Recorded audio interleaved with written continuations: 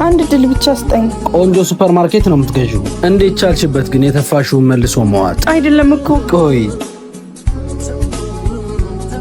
ሄሎ፣ የት ነሽ? ፈልገኸኝ ነው? ስራ ቦታ ነኝ። ምን ነው? ስራ ቦታ መጥቼማ የልሽም አሉኝ እኮ።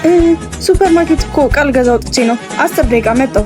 ምንድን ነው? ይዙ እኮ ስራ ቦታ መጥቻለሁ እያለኝ ነው። ወይኔ ጉዴ፣ ዛሬ ተዋረድኩ። ተረጋጊ እባክሽ። እንደውም መደናበርሽ ነው የሚያጠፋጥረው። ቻው፣ በቃ እደውልልሃለሁ። ቆንጆ ሱፐርማርኬት ነው የምትገዢው። እንዴት ቻልሽበት ግን የተፋሽውን መልሶ መዋጥ? አይደለም እኮ። ቆይ ላስረዳ።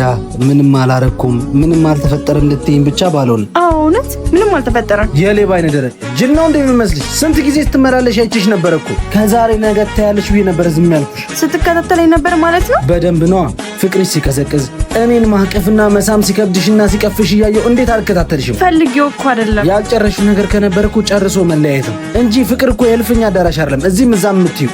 ይቅርታ። እኔ በቅቶኛል። መታመን የምርጫ ጉዳይ ነው። አንቺ ደግሞ ምርጫሽ መርጠሻል። አንድ ድል ብቻ ስጠኝ። እድልና ምርጫ ሲያልፍ ነው የሚቆጩ።